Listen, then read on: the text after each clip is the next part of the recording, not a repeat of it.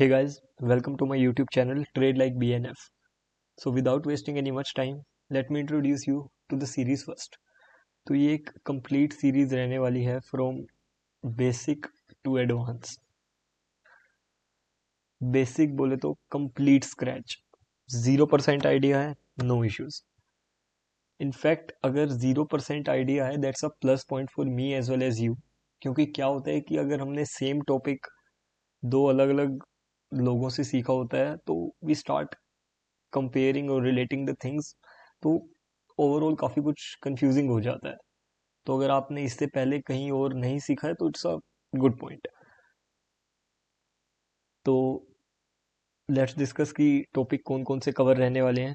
We will be starting from completely scratch basics of call and put options with real time market examples, and उसके बाद we will be seeing that कि max profit max loss margins को कैसे calculate करते हैं, then option chain का complete analysis,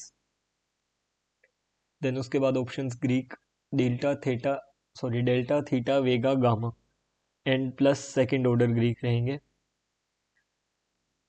like वोल्मा,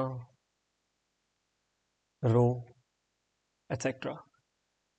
option Greek के ऊपर काफ़ी I will be focusing because these are like backbone of option trading. And इसके बाद ट्रेड एडजस्टमेंट रहेंगे via Greek as well as technical. Technical पे इतना फोकस नहीं रहेगा इन दिस सीरीज, उसके लिए I will be bringing another series जिसमें technical order flow price action सब इंक्लूड रहेगा. इसमें जो फोकस रहेगा trade adjustments via Greek and थोड़ा सा टेक्निकल को यूज करेंगे. एंड इसके बाद strategies, sideways, directional and much more. So without wasting any much time, let's begin our first session. तो एक बार फर्स्ट सेशन का रोड मैप देख लेते हैं कि कैसे किस फ्लो में चीज़ें आज के सेशन में कंटिन्यू करेंगी.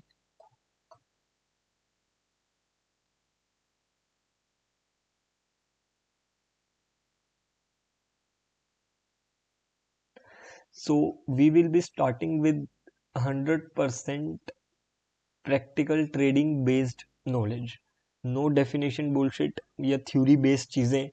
like ऐसा नहीं होगा कि I am discussing a definition. What is call option? Call option is a financial instrument which gives buyer right to buy, and it puts seller in such a situation that he is obligated to sell that financial instrument.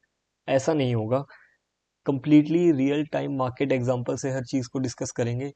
Time आने पर I will also discuss definitions कि इस word को इस definition में क्यों use किया है. एंड इसके बाद दो अलग अलग बंदों का व्यू, और उसी व्यू को हम पूरा आगे तक स्ट्रेच कर देंगे कॉल एंड पुट दोनों को अंडरस्टैंड करने में. Then what is call option? Call option को यूज़ कब करते हैं? जब ऑप्शन का एक ट्रेड लेते हैं तो ब्रेक इवन आता है, उस ब्रेक इवन को कैसे कैलकुलेट करना है. देन उसके बाद buying versus selling. So let's start.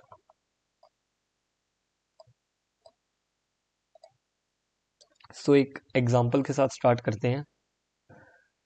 Suppose करो कि एक स्टॉक है, विल टेक रिलायंस.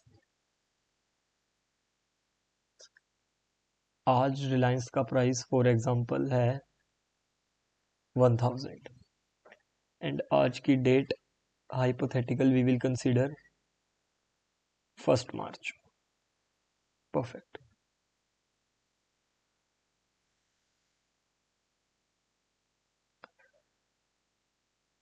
अब ये सोचो कि जो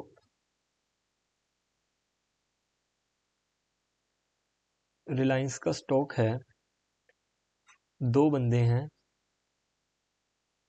one side we have Harry, other side we have Rohan.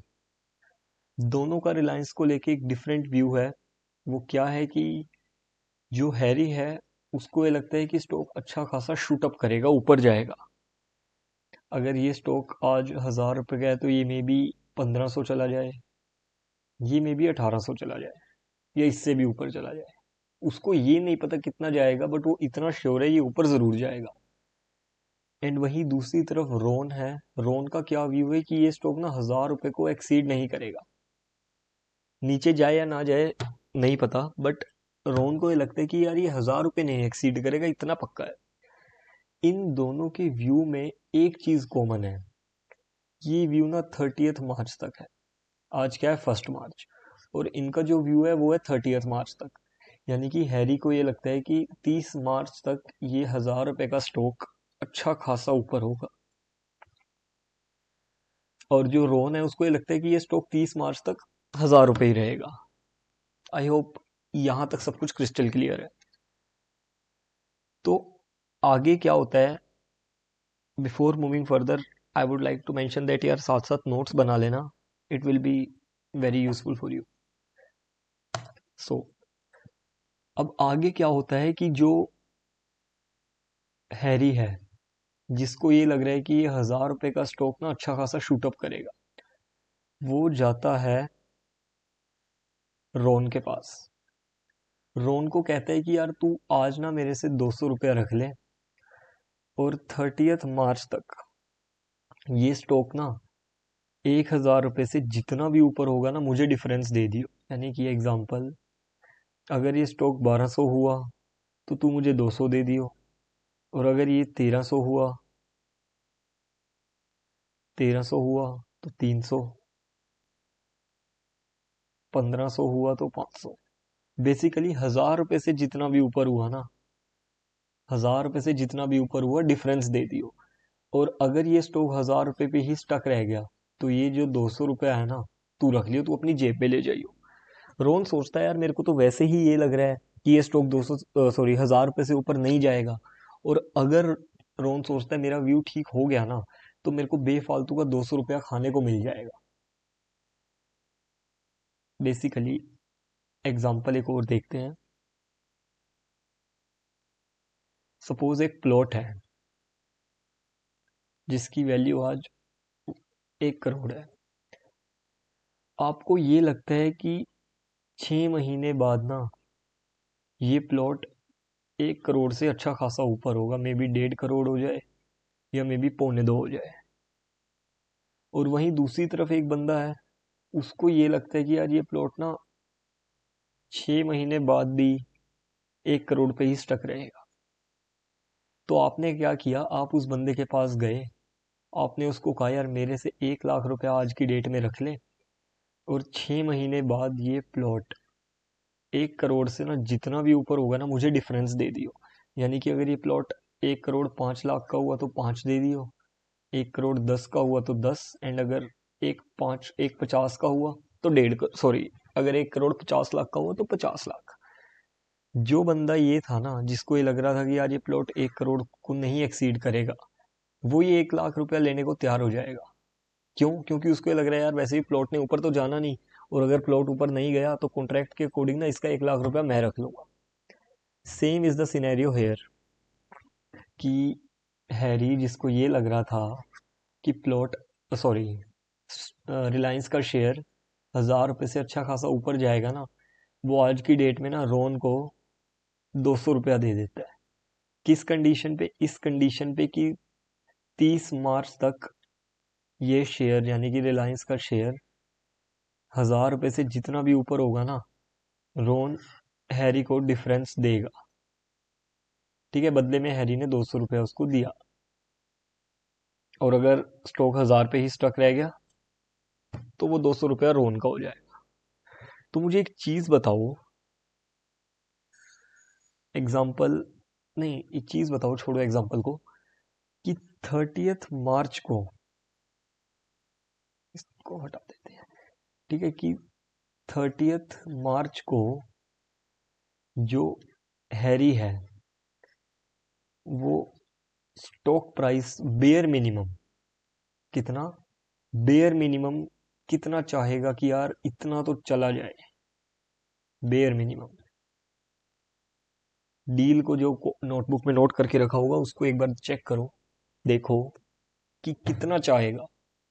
Contract क्या था कि 1,000 रुपये का स्टॉक जितना भी ऊपर जाएगा ना हैरी को डिफरेंस मिलेगा, बदले में उसने 200 रुपया दिया था। तो बेयर मिनिमम वो चाहेगा कि यार एटलीस्ट स्टॉक 1,200 तो जाए। क्यों? सोचो अगर तुमने एक लॉटरी की टिकट खरीदी से 500 रुपए की, और तुम चाहोगे यार मेरी 500 रुपये की तो लॉटरी कम से कम लगे, ताकि जितने की मैंने लॉटरी की टिकट खरीदी है उतना पैसा तो वसूल हो जाए, मेरी जेब में से ना कोई नुकसान हो। Same is the case hair. Harry चाहेगा यार, डील क्या है कि स्टॉक 1000 रुपये से जितना भी ऊपर जाएगा ना मुझे डिफरेंस मिलेगा, बदले में उसने 200 रुपये दिए, तो वो कहेगा यार कम से कम 1200 तो जाए, ताकि मुझे 200 रुपया तो मिले, जो पैसा मैंने कॉन्ट्रैक्ट में एंटर होने के लिए दिया है वो मुझे वापस मिल जाए। होप यहाँ तक सब कुछ क्रिस्टल क्लियर है। वन मोर थिंग, अब देखो कि जो रोन है वो स्टॉक प्राइस को मैक्सिमम, क्या मैक्सिमम कितना चाहेगा कि जाए। एग्जाम्पल, मैंने किसी को लॉटरी की टिकट बेची 500 रुपए की, मैं क्या चाहूंगा कि इसकी कितने की लॉटरी लग जाए। मैंने ये टिकट बेची है, मैंने सामने वाले से पैसा रिसीव किया है लॉटरी की टिकट का, मैं चाहूंगा कि यार इसकी ना ज्यादा है, वैसे तो लॉटरी लगे ही ना, अगर लगे भी ना तो मैक्स टू मैक्स ना 500 रुपए की लगे, ताकि जितने की मैंने इससे टिकट बेची है ना इसको, इतना ही मैं इसको वापस दे दूं। अब जैसे ही 500 रुपए की लॉटरी की टिकट लगी, मुझे ज्यादा दुख नहीं होगा, मैं कहा चल ठीक है यार 500 की तो टिकट बेची थी, देना पड़ गया कोई ना। बट अगर इसकी 500 से ज्यादा की लॉटरी लगी ना, फिर मुझे अपनी जेब में से पैसा देना पड़ेगा। ठीक है, तो ये जो पॉइंट होता है ना, इसको एक टेबल के थ्रू समझते हैं। तो यार अब सेम चीज हम एक टेबल के थ्रू समझेंगे। डील क्या थी कि 1000 रुपए का स्टॉक जितना भी ऊपर जाएगा ना, हैरी को डिफरेंस मिलेगा, और वो डिफरेंस कौन देगा, रोन देगा। क्यों देगा, क्योंकि उसने बदले में 200 रुपया रिसीव करा है। हम इस चीज को इस वे से भी देख सकते हैं कि यार हैरी ने ना एक स्टॉक पे ऊपर जाने की लॉटरी की टिकट खरीदी है। क्यों, क्योंकि एक स्टॉक 1000 रुपए से जितना भी ऊपर जाता रहेगा ना उसको डिफरेंस मिलता रहेगा। थियोरिटिकली सोचा जाए 1000 रुपए का स्टॉक तो यार कितना भी ऊपर जा सकता है, हाइपोथेटिकली सोचा जाए 1000 का तो 2000 भी हो सकता है। और जो रोन है उसने टिकट बेची है। अब जैसे ही ये टिकट 200 रुपए का ट्रांजैक्शन आपस में हुआ, तो यहाँ डिस्कस करते हैं कि हर स्टॉक प्राइस पे, अब सपोज करो कि स्टॉक प्राइस 1000 है। ठीक है, अभी तक कुछ नहीं है, हैरी ने वही अपना 200 रुपए की लॉटरी की टिकट खरीद रखी है, तो ये -200 में है। और रोन +200 में है, क्योंकि इसने अभी तक लॉटरी की टिकट बेच रखी है 200 रुपए में, अभी कॉन्ट्रैक्ट एक्टिवेट नहीं हुआ। कॉन्ट्रैक्ट क्या था कि स्टॉक प्राइस जैसे ही 1000 रुपए से ऊपर जाएगा, अभी गया नहीं, तो जैसे ही स्टॉक 1100 गया, यानी कि 1000 से +100 गया, तो यहाँ कॉन्ट्रैक्ट एक्टिवेट हो गया। अब यहाँ हैरी को डिफरेंस मिलना शुरू होगा। तो जैसे ही कॉन्ट्रैक्ट के अकॉर्डिंग हैरी को 100 रुपया मिला, तो उसका 100 रुपए का लॉस कम हो गया, उसकी 100 रुपए की लॉटरी लग गई। अब उसको था यार चल जितने की लॉटरी लगी, टिकट खरीदी थी ना, उसका 50% पैसा तो रिसीव हुआ, और इसने जिस बंदे ने लॉटरी की टिकट बेच रखी थी उसको 100 रुपया देना पड़ेगा, इसलिए उसका प्रॉफिट घट के 100 हो गया। और अब जैसे ही स्टॉक का प्राइस गया 1200, जहां let me change the colour just a second. अब जैसे ही स्टॉक प्राइस 1200 रुपये गया ना, कॉन्ट्रैक्ट के अकॉर्डिंग 200 रुपया हैरी को मिलेगा। तो अब हैरी ने ना अपनी पूरी लॉटरी का टिकट का पैसा वसूल कर लिया। अब जितने की उसने टिकट खरीदी थी ना, उतने की उसकी लॉटरी लग गई है, अब वो कोई भी माइनस में नहीं है। और रॉन, जिसने लॉटरी की टिकट बेची थी 200 रुपया ले करके, सामने वाले की 200 की लॉटरी लग गई है, तो अब उसको उतना ही पैसा रिटर्न करना पड़ेगा। तो अब दोनों नो प्रॉफिट नो लॉस में है। तो ये जो पॉइंट होता है ना, जहां दोनों जने नो प्रॉफिट नो लॉस में आ जाते हैं, इसको हम ब्रेक इवन कहते हैं। हैरी के लिए ये 1200 का जो ब्रेक इवन है ना, यहाँ जैसे ही ये ब्रेक इवन एक्सीड करेगा 1200 रुपए का, हैरी के लिए हैरी का प्रॉफिट होना चालू होगा। तो हैरी हमेशा ये प्रे करेगा यार बस ब्रेक इवन से ऊपर जाए, वो ब्रेक इवन से ऊपर जाए। और जो रोन है, जिसने लॉटरी की टिकट बेच रखी है, अब वो टेंशन में है कि यार बस ये ब्रेक इवन ना एक्सीड हो, क्योंकि जैसे ही ये ब्रेक इवन एक्सीड होगा ना, उसकी लॉटरी लगनी शुरू हो जाएगी और मुझे अपनी जेब में से पैसा देना पड़ेगा। क्यों, क्योंकि मैं कॉन्ट्रैक्ट में एंटर हो चुका हूं। अब जैसे ही स्टॉक प्राइस यहां से 1300 रुपये गया, जस्ट 1 सेकेंड, तो जैसे ही प्राइस यहां से 1300 रुपये गया, हैरी +100 में आ गया। इसका जो टोटल कैश फ्लो है, किसका, हैरी का, वो ना 300 रुपये है। क्यों? क्योंकि इस 300 में से 200 तो वही है ना जो उसने लॉटरी की टिकट खरीदी थी, प्लस 100 की उसकी लॉटरी लगी। एग्जाम्पल, मैंने 500 रुपये की लॉटरी की टिकट खरीदी और मेरी लॉटरी लगी 600 रुपये की, तो मेरा प्रॉफिट तो 100 रुपये का ही हुआ ना, क्योंकि 500 तो मेरा वही रिसीव हुआ जो मैंने खर्चा करा था उस लॉटरी की टिकट को खरीदने में। सेम प्रॉफिट तो हैरी का जो है वो +100 ही है। कैश फ्लो चाहे उसको 300 मिला हो, बट 200 तो वही है ना जो लॉटरी की टिकट खरीदने में पैसा लगाया था। सेम गोज विद रोन। रोन -100 में है। कैश फ्लो देखे तो उसका -300 है। 200 तो चलो उसने वही वापस दिया ना जो उसने लॉटरी की टिकट बेची थी हैरी को। अपनी जेब में से जो उसका गया वो अभी 100 गया। अब जैसे ही स्टॉक प्राइस 1400 गया, हैरी +200, उसका जो प्रॉफिट एंड लॉस है, +200 का प्रॉफिट। वैसे कैश फ्लो देखें तो 400, जिसमें से वही 200 रुपया तो वही मिला जो लॉटरी की टिकट खरीदने में लगाया था, वो भी रिसीव हो गया, +200 का प्रॉफिट भी हो गया। और सेम हेयर, ये -200 है जो इसने अपनी जेब में से दिया है। वैसे तो इसका जो टोटल कैश फ्लो है दैट्स -400, जिसमें से 200 इसने वो रिटर्न कर दिया जो लॉटरी की टिकट खरीद जिसने की इसने लॉटरी की टिकट बेची थी, एंड +200 इसको अपनी जेब में से देने पड़ गया। बस जहां से एक दोनों का एक नो प्रॉफिट नो लॉस आ गया ना, उस पॉइंट को हमने याद रखना है कि that's called a break even point. जहां से दोनों ये चाहना शुरू कर देंगे कि बस यार अब यहां से गेम ऊपर नीचे होनी शुरू हो।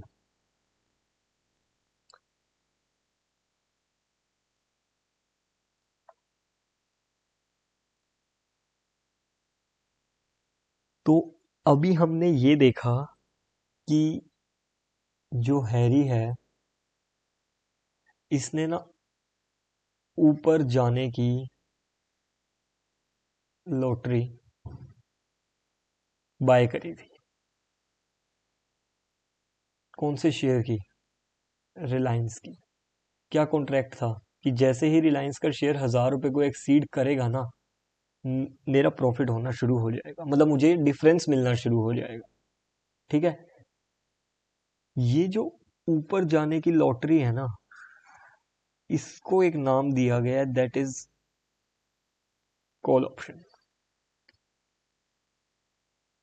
यानी कि हैरी ने क्या किया था, उसने ऊपर जाने की लॉटरी की टिकट कहो या कॉल ऑप्शन कहो, एक ही बात है, बाय किया था कौन से शेयर का, रिलायंस का, 1000 रुपए का, कि जितना भी डिफरेंस, सॉरी, जितना भी स्टॉक 1000 रुपए से ऊपर जाएगा ना, मुझे डिफरेंस मिलेगा।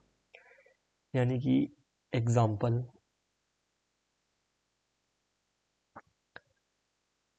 रिलायंस 1000 सी बाय से 30th मार्च @50। इसका क्या मतलब हुआ? इसका मतलब ये हुआ, मैंने रिलायंस के कॉल ऑप्शन सी यानी कॉल बाय करा है, कितने का, 1000 रुपए का, कितने रुपए दे करके, 50 रुपए दे करके कॉल ऑप्शन बाय करी, यानी कि ऊपर जाने की लॉटरी की टिकट बाय करी। कितने प्राइस की? 1000 रुपए की। कितने रुपए दे करके? 50 रुपए दे करके। कौन सी डेट तक का कॉन्ट्रैक्ट है? 30th मार्च तक। यानी कि इसका मतलब ये है कि 30th मार्च तक 30th मार्च तक रिलायंस का शेयर 1000 रुपए से जितना भी ऊपर होगा ना, मुझे डिफरेंस मिलेगा। क्यों मिलेगा? क्योंकि मैंने कॉल ऑप्शन यानी कि सी बाय करा है, कितने रुपए दे करके? 50 रुपए दे करके।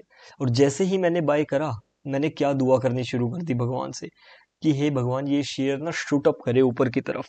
अगर शूट अप नहीं करता तो एटलीस्ट 1050 तो जाए। क्यों जाए? क्योंकि मैंने 50 रुपया इस लॉटरी की टिकट को खरीदने में लगाया है। जैसे ही वो 1050 जाएगा ना 30th मार्च को, मुझे मेरा 50 रुपया वापस मिल जाएगा। जितने की लॉटरी की टिकट खरीदी ना, उतने का वापस मिल जाएगा। One more example, HDFC 1500 C buy 30th March @70। इसका क्या मतलब हुआ? इसका मतलब ये हुआ, मैंने HDFC के शेयर की सी कॉल ऑप्शन बाय करा है। कितने रुपए दे करके? 70 रुपया दे करके। कौन से प्राइस की? 1500 की। कब तक का कॉन्ट्रैक्ट है? 30th मार्च तक का। यानी कि 30th मार्च को HDFC का शेयर 1500 रुपए से जितना भी ऊपर जाएगा ना, मुझे डिफरेंस मिलना चाहिए। क्यों मिलना चाहिए? क्योंकि मैंने आज 70 रुपया दे करके ना इसकी कॉल ऑप्शन यानी कि ऊपर जाने की लॉटरी की टिकट बाय करी है। अंडरस्टैंड? और जैसे ही मैं इस कॉन्ट्रैक्ट में एंटर हुआ, मैंने जैसे ही 70 रुपया दिया, सेम मैं ये मांगने लग गया भगवान से कि हे भगवान, ये share 1500 plus 70 at least bare minimum इतना तो जाए। वैसे तो शूट अप करे, बट बेयर मिनिमम इतना तो जाए, क्योंकि जैसे ही ये 1570 जाएगा ना, मेरा कॉन्ट्रैक्ट एक्टिवेट हो जाएगा 1500 से ऊपर पे। और जैसे ही ये 1570 जाएगा ना, मुझे मेरा 70 रुपया मिल जाएगा। यानी कि मुझे वो मिल जाएगा जिस अमाउंट को मैंने इस लॉटरी की टिकट को खरीदने में लगाया है। परफेक्ट। तो इतना हम समझ गए कि कॉल ऑप्शन ना बाय कौन करता है। कॉल ऑप्शन कहो या ऊपर की टिकट कहो, लॉटरी की ऊपर टिकट, लॉटरी कौन बाय करता है? जिसको ये लगता है ना कि यार ये पर्टिकुलर, जस्ट सेकेंड, जिसको ये लगता है ना यार ये पर्टिकुलर स्टॉक या इंडेक्स इस लेवल से अब बहुत अच्छा खासा शूटअप करेगा, वो कॉल ऑप्शन या ऊपर की लॉटरी की टिकट क्या कर लेगा? बाय कर लेगा। क्यों करेगा? ताकि उसको डिफरेंस मिलता रहे, वो जैसे जैसे ऊपर जाता रहेगा। बस इस चीज को ध्यान रख लो, नोट कर लो कि कॉल ऑप्शन यानी कि या ऊपर की लॉटरी की टिकट कहो, बाय कौन करता है? बाय कौन करता है? जिसको ये लगता है कि यार ये पर्टिकुलर स्टॉक या पर्टिकुलर इंडेक्स जिस पे मैं लॉटरी की टिकट बाय कर रहा हूँ ना, ये बहुत अच्छा खासा शूट अप करेगा उस पर्टिकुलर डेट तक जो वहां मेंशन होती है। ये कैसे दिखता है, जो ब्रेक इवन पॉइंट होता है, ये सब मैं एक बार अब ब्रोकर से कनेक्ट करके रियल मार्केट में दिखाऊंगा। पहले एक बार ये समझ लो। ये समझ में आ गया ना कि कॉल ऑप्शन बाय कौन करता है? जिसको ये लग रहा है कि पर्टिकुलर स्टॉक अच्छा खासा ऊपर जाएगा। क्यों बाय करेगा? क्योंकि उसको डिफरेंस मिलता रहेगा। अब हम सेल साइड डिस्कस करते हैं। Same example, Reliance 1000 S sorry C sell 30th March से 70। यहां मैंने सामने वाले को ना सी यानी कि कॉल ऑप्शन या ऊपर की टिकट कहो, जो मर्जी कहो, बेची है। क्यों बेची है? क्योंकि मुझे पता है कि यार इसकी लॉटरी नहीं लगेगी। अगर ये शेयर, रिलायंस का शेयर 30th मार्च तक 1000 रुपए को एक्सीड नहीं करता, तो मुझे 70 रुपया मिलेगा। क्यों मिलेगा? क्योंकि मैंने एक बंदे को ये कहा है कि यार मुझे ना आज की डेट में 70 रुपया दे दे, और 1 महीने बाद रिलायंस का शेयर 1000 रुपए से जितना भी ऊपर जाएगा ना, मैं तुझे डिफरेंस दूंगा। बट अगर 1000 रुपए से ऊपर ना गया तो मेरे पास वापस मत आइयो वो 70 रुपए लेने के लिए। ठीक है? 1000 सी यानी कॉल सेल, कब तक का कॉन्ट्रैक्ट है? 30th मार्च, और बदले में कितने में? 70 रुपए। Let's check one more example. HDFC, let's change it, say Tata motor, you can take Nifty, Tata Motor, whatever. Say 1000 C sell 30th March @40। अब अगर 30th मार्च को टाटा मोटर्स 1000 रुपये को एक्सीड नहीं करेगा, अगर वो 1000 रुपये तक रह जाता है या 1000 रुपये से नीचे रह जाता है, तो मुझे 40 रुपया मिलेगा। क्यों मिलेगा? क्योंकि मैंने किसी को कॉल ऑप्शन, ऊपर जाने की लॉटरी की टिकट बेच रखी है, सेल कर रखी है। क्यों सेल करी है? क्योंकि मुझे पता है भाई उसने 1000 रुपये नहीं एक्सीड करना। तो जैसे ही स्टॉक 30 मार्च तक 1000 रुपये को एक्सीड नहीं करेगा ना, मुझे 40 रुपये का फायदा हो जाएगा। क्यों हो जाएगा? क्योंकि मैंने सामने वाले से 40 रुपया ये कह के लिए हैं कि भाई 30 मार्च तक वेट कर ले, अगर 30 मार्च को स्टॉक 1000 से जितना ऊपर होगा ना, मैं डिफरेंस दूंगा। अगर नहीं एक्सीड करता 1000 रुपये को, तो तेरा 40 रुपया मेरा। और जैसे ही मैं इस कॉन्ट्रैक्ट में एंटर हुआ, मैंने ये प्रे करना शुरू कर दिया, यार हे भगवान, ये 1040 से ऊपर ना जाए। वैसे तो ऊपर ही ना जाए, बट अगर ऊपर जाता भी है ना, तो 1040 से ऊपर ना जाए। क्यों? एक तो 1000 से ऊपर जाती ही कॉन्ट्रैक्ट एक्टिवेट हो जाएगा सामने वाले का, कि उसको डिफरेंस देना पड़ेगा। और जैसे ही वो 1040 गया, अब मेरा ब्रेक इवन आ गया यार। अब मैंने उसको 40 रुपया रिटर्न कर दिया कॉन्ट्रैक्ट के अकॉर्डिंग। अब मुझे दुख हो रहा है यार, जितने की लॉटरी की टिकट बेची थी ना, उतना ही वापस देना पड़ेगा। बट अब मैं कहीं ना कहीं ये दुआ कर रहा हूँ यार, इससे ऊपर ना जाए, क्योंकि जैसे ही इससे ऊपर जाएगा ना, मुझे अब फिर अपनी जेब में से पैसा देना शुरू करना पड़ेगा, जो भी हमने वो टेबल में डिस्कस किया था। तो अब without wasting any much time, मैं एक बार ब्रोकर से कनेक्ट करके ये चीज प्लस ब्रेक इवन एक्सप्लेन कर देता हूँ। सो अब यार यहाँ ध्यान दो, अभी के लिए सब इग्नोर कर दो कि पे ऑफ ग्राफ, कि स्टॉक का अभी करंट प्राइस कितना है। बस ये देखो कि स्टॉक कौन सा है, HDFC है।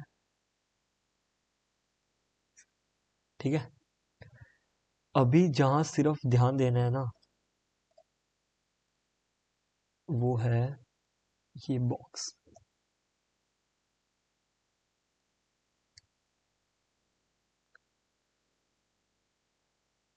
अब जैसे ही HDFC का शेयर 1760 रुपये से ऊपर जाएगा ना, मुझे डिफरेंस मिलना शुरू होगा। क्यों डिफरेंस मिलना शुरू होगा? क्योंकि मैंने कॉल ऑप्शन सी क्या करा है, बाय, बी मतलब बाय किया है। कितने रुपए दे करके? 18.5 रुपए दे करके। कब तक का? 27 मार्च तक का। यानी कि 27 मार्च वाले दिन HDFC का शेयर 1760 रुपये से जितना भी ऊपर होगा ना, मुझे डिफरेंस चाहिए भाई बदले में। आज की डेट में मेरे से 18.5 रुपया ले लो।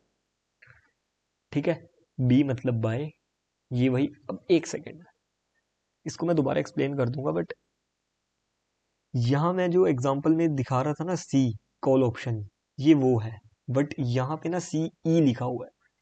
ये E क्या रिप्रेजेंट करता है? This E means European. दो तरह के ऑप्शन होते हैं, यूरोपियन एंड अमेरिकन। हमारे इंडिया में we only have European, we don't have American. तो अमेरिकन अपने किसी काम का नहीं है। फॉर जस्ट नॉलेज पर्पस ये बता दूं कि डिफरेंस क्या होता है, कि जो यूरोपियन ऑप्शन होता है ना, वो सिर्फ एक्सपायरी के दिन एक्सरसाइज हो सकता है। बट जो अमेरिकन ऑप्शन होता है, वो एक्सपायरी से पहले कभी भी एक्सरसाइज हो सकता है। ये क्या होता है आगे आने वाली वीडियोस में डिस्कस करेंगे। एक्सरसाइज एक्सपायरी किसके अगेंस्ट होता है, किसके फेवर में होता है। ये वो चीज से कनेक्ट कर दिया मैंने, जो शुरू में मैंने डेफिनेशन बताई थी एक बार, कि मैं सब थ्योरेटिकल बताऊंगा बट डेफिनेशन को भी खोल दूंगा। ये सेम चीज तब मैं आगे कनेक्ट कर दूंगा। तो फिलहाल ये ई को बार बार देख के तुम्हारे मन में क्यूरियोसिटी ना आए कि ये क्या होता है, दैट्स वाई जस्ट मैंने बता दिया। तो एक बार दोबारा डिस्कस कर लेते हैं इस बॉक्स को। इस बॉक्स का क्या मतलब है? अभी एक बार इस प्राइस को इग्नोर कर दो, कि HDFC का शेयर 1760 रुपये से जितना भी ऊपर जाएगा ना भाई, मुझे डिफरेंस मिलना चाहिए। कब तक कॉन्ट्रैक्ट है? 27 मार्च तक। यानी कि 27 मार्च तक HDFC 1760 से जितना भी ऊपर हो ना, मुझे डिफरेंस देना। क्यों मिलेगा? क्यों चाहिए मुझे डिफरेंस? क्योंकि मैंने कॉल ऑप्शन कहो या ऊपर जाने की लॉटरी की टिकट बी यानी बाय करी है। कितने रुपया दे करके? 18.5 रुपया दे करके, 1760 प्राइस पे। यानी कि 1760 से जितना भी ऊपर जाएगा डिफरेंस चाहिए। क्यों? क्योंकि मैंने CE या ऊपर जाने की लॉटरी की टिकट कॉल ऑप्शन बी यानी बाय करा है कितने रुपया दे करके? 18.5 रुपया दे करके। और हम क्या डिस्कस कर रहे थे बार बार कि जैसे ही मैं इस कॉन्ट्रैक्ट में एंटर हुआ ना, मैंने ये प्रे करना शुरू कर दिया यार, कम से कम 1760 प्लस 18.55, यानी कि इतना तो ये बेयर मिनिमम जाए। वैसे तो शूटअप करे अच्छा खासा, बट इतना तो जाए ताकि जो मैंने लॉटरी की टिकट खरीदने में 18.5 रुपया लगाया है वो मुझे वापस मिल जाए। तो यानी कि ये हो गया 1778.55, यानी कि ये जो पॉइंट है ना 1778.55 मेरा ब्रेक इवन है। यहां से मेरा प्रॉफिट होना स्टार्ट होगा, जो हमने उस टाइम डिस्कस किया था। तो अब अगर हम ध्यान देना तो just look at this break even 1778.55, जो भी हमने कैलकुलेट किया था। एक एग्जांपल और लेते हैं, ये बाइंग साइड का लास्ट एग्जांपल है, देन इसके बाद हम सेल साइड डिस्कस करके इस सेशन को खत्म करते हैं।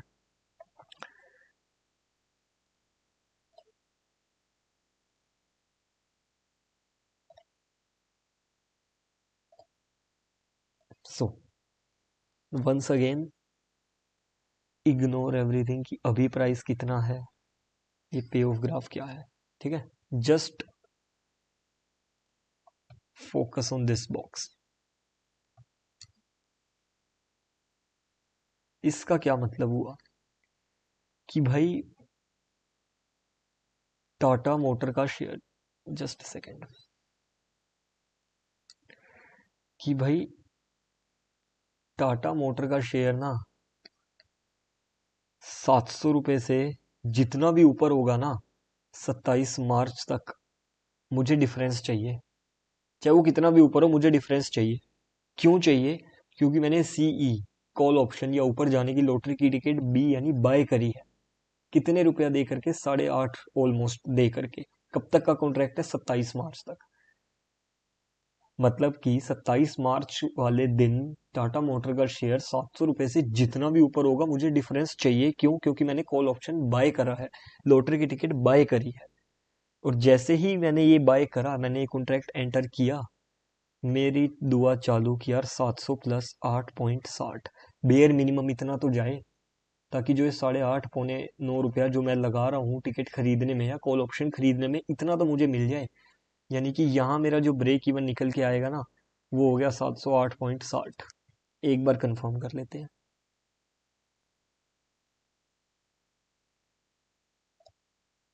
Look at this, break even 708.60,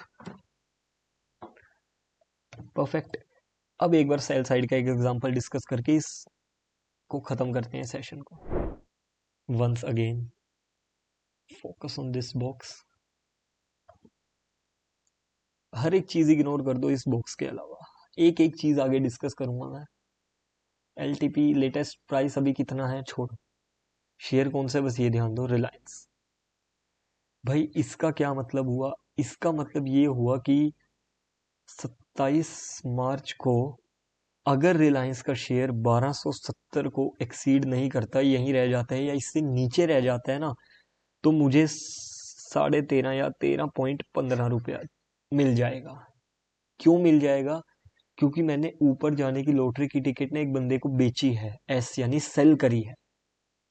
किस कंडीशन पे? ये कह के मैंने उससे ये 13 रुपया लिया है कि यार 27 मार्च को रिलायंस का शेयर 1270 से जितना भी ऊपर होगा ना, मैं तुझे डिफरेंस दूंगा।